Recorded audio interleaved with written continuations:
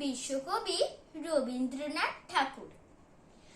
আমি যদি দুষ্টুমি করে চাঁপার গাছে চাঁপা হয়ে ফুটি, ভোরের বেলা মাগো ডালের পরে কচি পাতায় করি লুটোপুটি, তবে তুমি আমার কাছে হারো, তখন কি মা চিনতে আমায় পারো?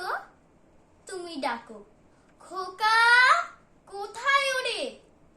আমি শুধু হাসি চুপটি করে।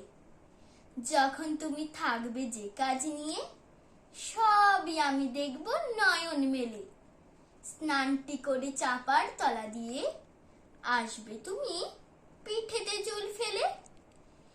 এখান দিয়ে পুজোর ঘরে যাবে, দূরের থেকে ফুলের গন্ধ পাবে। তখন তুমি বুঝতে পারবে না সে তোমার খোকার গায়ের গন্ধ আসে।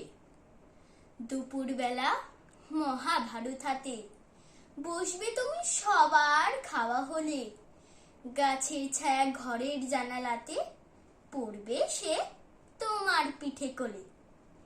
আমি আমার ছোট্ট ছায়াখানি দোলাবো তোর বইয়ের পরে আনি। তখন তুমি বুঝতে পারবে না সে তোমার চোখে খোকার ছায়া ভাসে। সন্ধে বেলায় প্রদীপ খানি জেলে যখন তুমি যাবে গোয়াল ঘরে, তখন আমি ফুলের খেলা খেলে টুপ করে মা পড়বো ভুঁয়ে ঝরে। আবার আমি তোমার খোকা হব, গল্প বলো তোমায় গিয়ে কব। তুমি বলবে দুষ্টু ছিলি কোথা? আমি বলবো না সে কথা। নমস্কার।